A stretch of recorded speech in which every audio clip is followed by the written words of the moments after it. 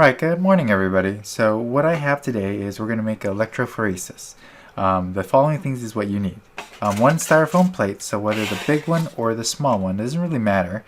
The big one might be better because then we have more room to charge it up and to tape it on the ground. You have the tin, aluminum pie pan, and you need to have a styrofoam cup or just some kind of insulator that you could kind of hold on or tape onto the aluminum can or the tin can so that it works. And the last thing that you need is a tape to kind of make everything stay still. So those are things that you need. Push pause, go grab it.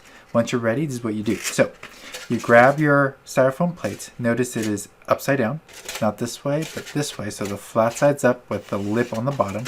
Put that on your surface. And then what I'm going to do is just going to get two little small pieces of tape on opposite sides and just tape it down. The whole goal of this is just to prevent it from moving so you don't have to use two hands while rubbing. This way, once it's down, notice if I get my fuzzy cloth and rub it, the plate stays still. So that's the main goal, for the plate to stay still. All right.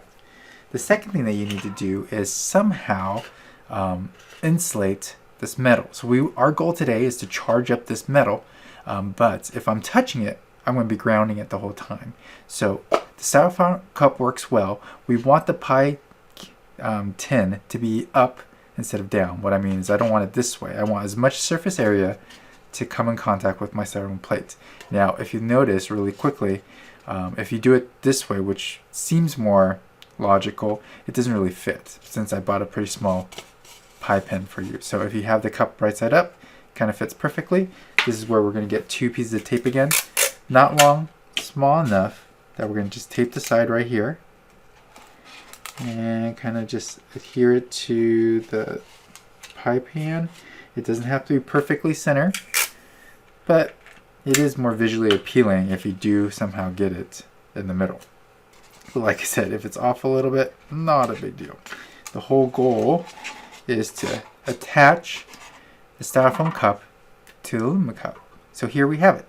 This is going to be our electrophoresis. We're going to use this to kind of talk about how to charge something by rubbing, or how to charge something that's a metal we're going to start out with rubbing. So this is what I like to do.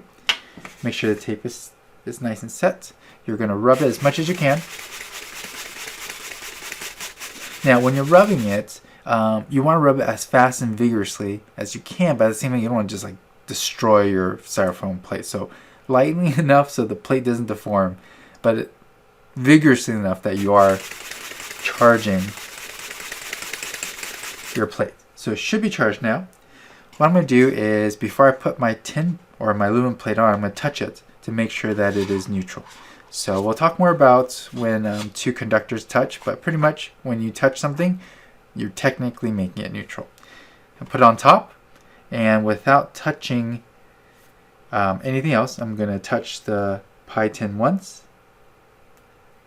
If it's a nice dry day and you got that charged up correctly, you should hear something and you might even feel something. Don't touch the metal, but touch the styrofoam plate, lift it up, and touch it again. Put it back down, touch it again. And every time you should hear something. Okay, I'm going to not talk and see if it'll be picked up by my mic. Let me pull my mic back down.